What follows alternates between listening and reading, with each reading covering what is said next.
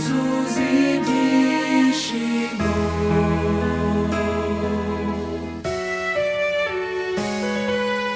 Nena kwa wana wako, waonyeshe njia, wajaze kwa furaha, fundisha kuomba, wajifunze kutoa maisha kamili, wahimize ufalme, tumone Mwokozi. Nena kama zamani ulipoitoa sheria takatifu, niweke pia, nipate kutukuza wewe Mungu wangu, mapenzi yako tena daima kusifu.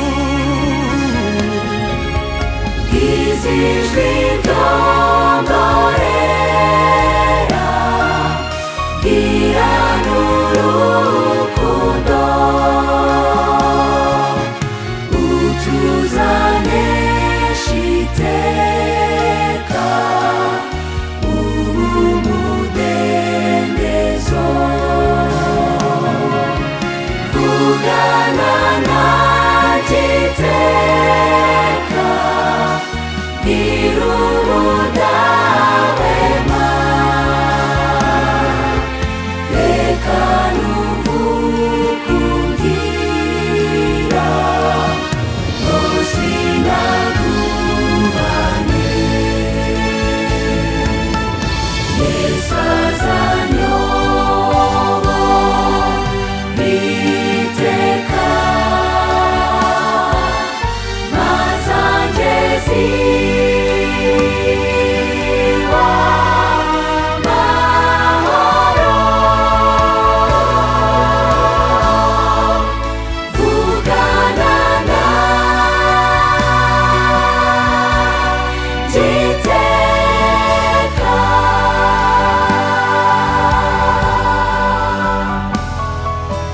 gira ubudahwema,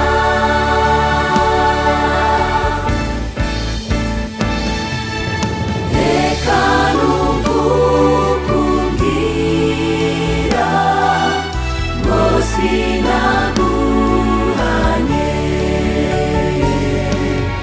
reka numve uko umbwira, ngo sinaguhanye, reka numve uko umbwira.